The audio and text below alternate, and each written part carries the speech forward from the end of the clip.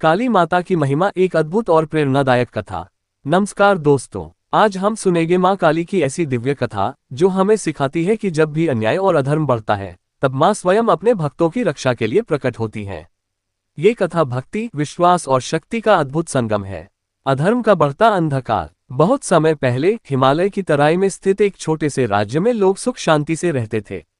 वहां के राजा न्यायप्रिय थे और प्रजा भगवान की भक्ति में लीन रहती थी। विशेषकर वे मां काली की आराधना करते थे। लेकिन समय बदलता है। उसी राज्य में एक तांत्रिक आया जिसका नाम भैरवनाथ था। वह अत्यंत शक्तिशाली परंतु अहंकारी था। उसने काली माता की साधना तो की, पर उसका उद्देश्य शक्ति पाना था, सेवा करना नहीं। उसने अपनी सिद्धियों का उपयोग लोगों को डराने और राज्य पर अधिकार जमाने के लिए करना शुरू कर दिया। धीरे धीरे राज्य में भय का वातावरण छा गया। लोग मंदिर जाना छोड़ने लगे।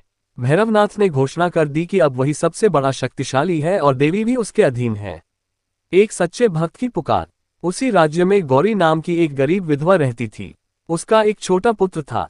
वह प्रतिदिन मां काली के मंदिर में दीप जलाती और कहती, मां, आप ही हमारी रक्षा करें। एक दिन भैरवनाथ को पता चला कि गौरी अब भी काली माता की पूजा कर रही है। उसने क्रोधित होकर आदेश दिया कि जो भी देवी की पूजा करेगा उसे दंड दिया जाएगा। गौरी डर गई, पर उसका विश्वास अटल था।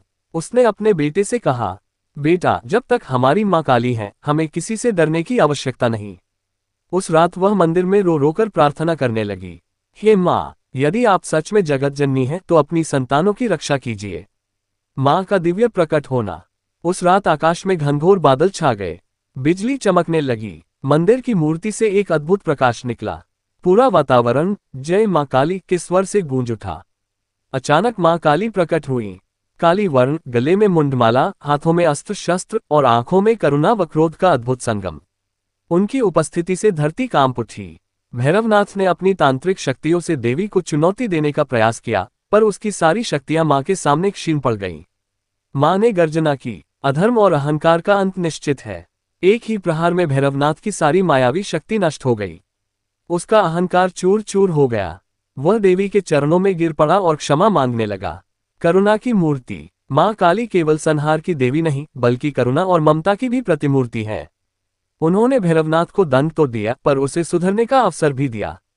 उन्होंने कहा, शक्ति का उपयोग रक्षा के लिए करो, विनाश के लिए नहीं। भैरवनाथ ने अपने पापों का प्रायश्चित किया और जीवन भर सेवा का मार्ग अपनाया। भक्त की विजय। गौरी के घर में फिर से सुख शांति लौट आए।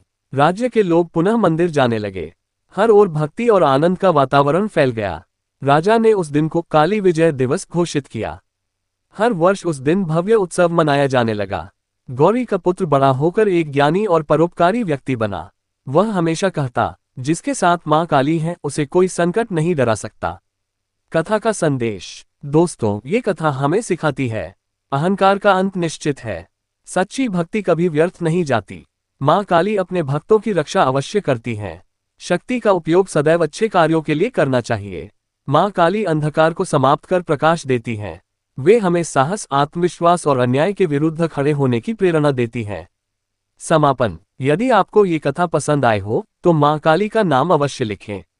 जय मां काली। मां आप सभी की रक्षा करें, आपके जीवन से भय और संकट दूर करें और आपको सदैव सही मार्ग दिखाएं। जय मां काली।